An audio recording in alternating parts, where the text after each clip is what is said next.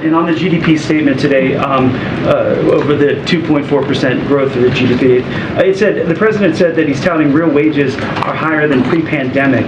Real wages are up 0.4% in the last 30 months, and that's less than 1% increase over the past 2.5 years. It doesn't really help folks buy food. So what do you say to those people who are seeing their wages not pay for as much food as much? What the hell?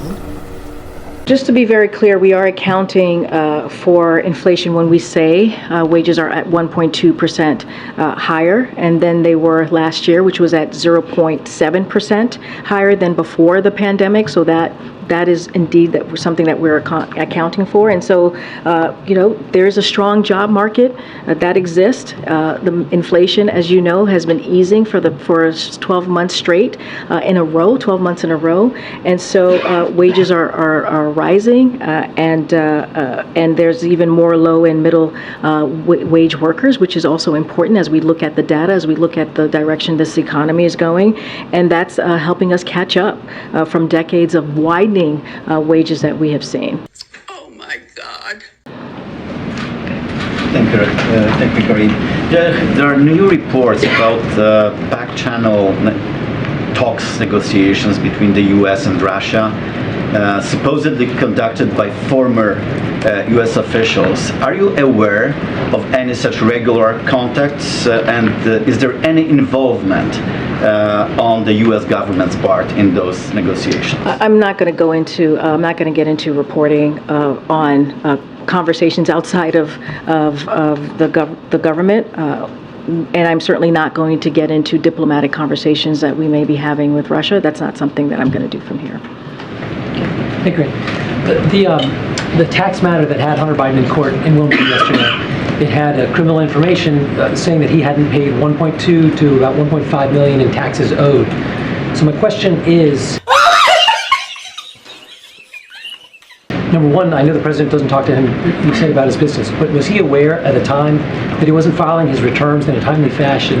And also, did he ever advise him to pay? Because Hunter testified in court that 1 year he was sober when he didn't file. So did they ever discuss the tax situation? I'm not going to get into the specific of the case. Does he think it might have to beef up his I've answered this question over and over again. Nothing has changed from the statement that I made yesterday. Nothing's going to change from the few times that I've gotten this question in the briefing room. We're not going to comment on this. This is an independent investigation that is being led by a Trump-appointed prosecutor, that is being led by clearly the Department of Justice, right? The prosecutors I just mentioned, and we're just not going to comment on this. You mentioned DOJ. Does he have any concerns that the deal prosecutors put together fell apart and couldn't make it by a judge? We're not going to comment on specifics of the case. Oh, you crazy. Go ahead, John. Thank you, Corinne. Just want to ask you if you could to preview tomorrow's trip to Maine, what's going to be accomplished, or what you hope will be accomplished, and also why was Maine chosen for this event? So he's going to visit a manufacturing facility, which I think is important, right? As we're talking about bringing manufacturing back to the country and creating jobs, good paying jobs. And so he'll discuss how Bidenomics is revitalizing the American manufacturing and bringing investments, like I said, and jobs back to communities. Big investments that many communities have never seen before, as it relates to jobs and as it relates to making sure that we're making things in America again. And so he will announce new actions promoting domestic manufacturing of new technologies in America. And as you know, we've announced more than $1.5 billion in investments in Maine infrastructure, including $570 million for funding for high-speed internet. And so public investment from this president's legislative accomplishments are helping to revitalize local legacy industries like textile.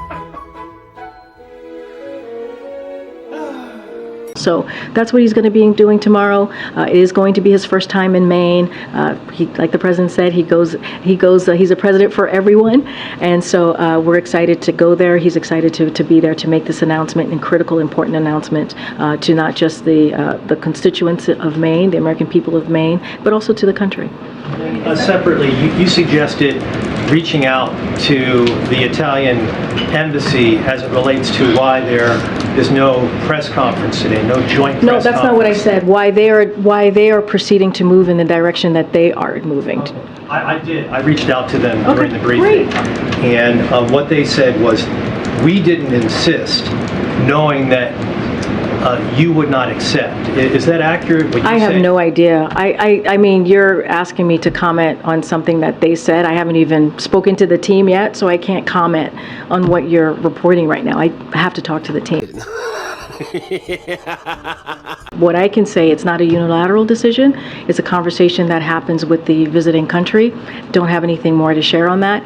As they are proceeding with the way that they want to communicate, that's on them to speak to. That's not on us to speak to. Is there any reason, just to tie this up, Yeah, is there any sure. reason why it would be rejected? That idea of a joint press conference would be rejected? Like I said, it is a unilateral, it's not a unilateral decision. It is a conversation that we have with the other country. So I can't speak to specifics on that. Go ahead, Brian. Thanks, Corinne. 2.5 questions, and thanks to all the colleagues and all the members of the staff that are leaving. I want to get all that in. As for climate change, I just want to drill down a bit on that. In Lithuania, the president said that it is the greatest existential threat that we face, and the window is closing. Since then, there's been no meaningful legislation introduced in Congress. During the congressional break, will the president be working with his allies in Congress to up the legislation to address climate change? Inflation Reduction Act. That was Other than that, yes. I mean, but we can't poo-poo that. That was an incredibly important piece of legislation that we are currently implementing. Look, the Inflation Reduction Act is going to make a real significant investment as we're talking about climate change. We have never seen that type of piece of legislation before under any administration. So that is important. That is critical. Of course, the president is always going to take steps to move forward as he sees the climate crisis, the climate change as a crisis, as he said from the beginning of this administration. And so, of course, we're always going to look on ways, but he has had the most ambitious policy, not just legislation, but also policies as well. Okay.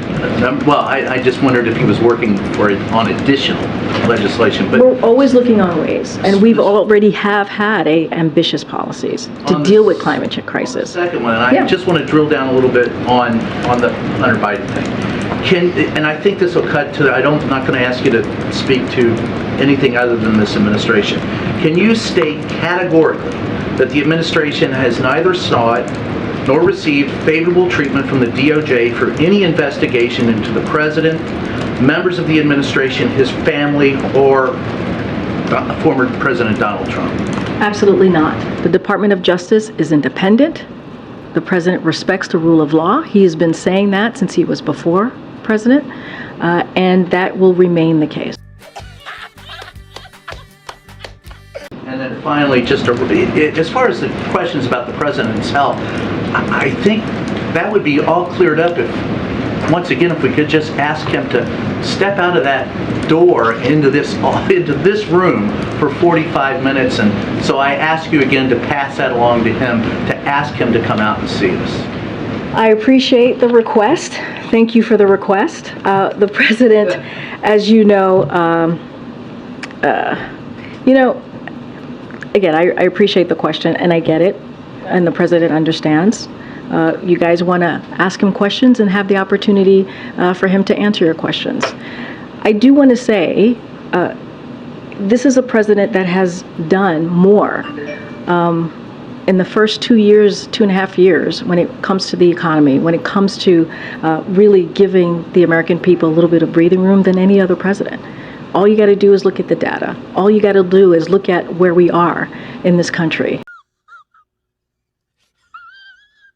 There was a conversation for almost 2 years about a recession, and now you have economists saying that because of the work that this president has done these past 2 years, we're not headed in that way.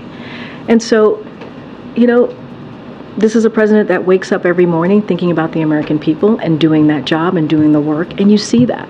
You see that, again, in historic pieces of legislation, whether it's the bipartisan infrastructure legislation. That was a joke. Infrastructure Week was a joke. And now we're talking about infrastructure decade.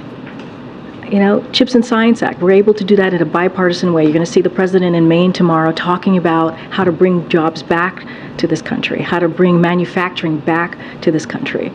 things that the last administration was trying to do, and it was a joke. And this president is actually making it happen. So I'm going to just keep talking about that, keep laying that out. I'd like to see him talk about I that. get That's what I'm that, but saying. you'll hear him talk about that tomorrow.